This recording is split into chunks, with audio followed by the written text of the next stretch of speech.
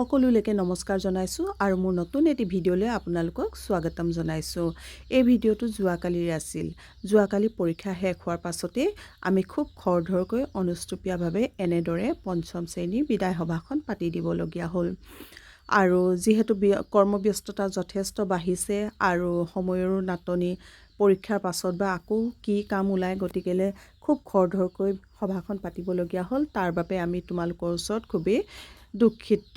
ছোৱালীবিলাকৰ চকুলে চাওকচোন, আজি সকলোৰে চকুত চকু পানী, কিন্তু ল'ৰাবিলাকে অলপ মিচিকিয়াই হাঁহিও আছে বাৰু, কাৰণ ছোৱালীৰ মনটো যে খুবেই বেছি কোমল, সেইবাবে চকুলো পটকৈ নিগৰে, নহয় জানো বাৰু। এইফালে আমাৰ ৰণুমী বাইদেউ উচুপি উঠিছে আৰু সৰু হৈ আছে যদিও ইহঁতিও বুজি উঠিছে যে বিদায় মানে কি, আৰু যে এইবাৰ এইখন বিদ্যালয় ত্যাগ কৰি তেওঁলোকে বেলেগ এখন বিদ্যালয়লৈ পঢ়িবলৈ যাব, আমাক এৰি থৈ যাব। গতিকে সিহঁতৰ খুব বেছি দুখ লাগিছে, আৰু অকল সিহঁতৰে যে দুখ লাগিছে তেনে কথা নহয়, আমাৰো বেয়া লাগিছে। আৰু তাতে মই কৈছোঁ যে ভালদৰে পঢ়া শুনা কৰিবা, মা দেউতাৰ কথা শুনিবা, শিক্ষকক সদায় সন্মান কৰিবলৈ শিকিবা, আৰু নিজৰ পঢ়া শুনাৰ যোগেদি এই ভৱিষ্যতে একোজন সুনাগৰিক হ'বা বুলি মই সিহঁতক কৈছোঁ।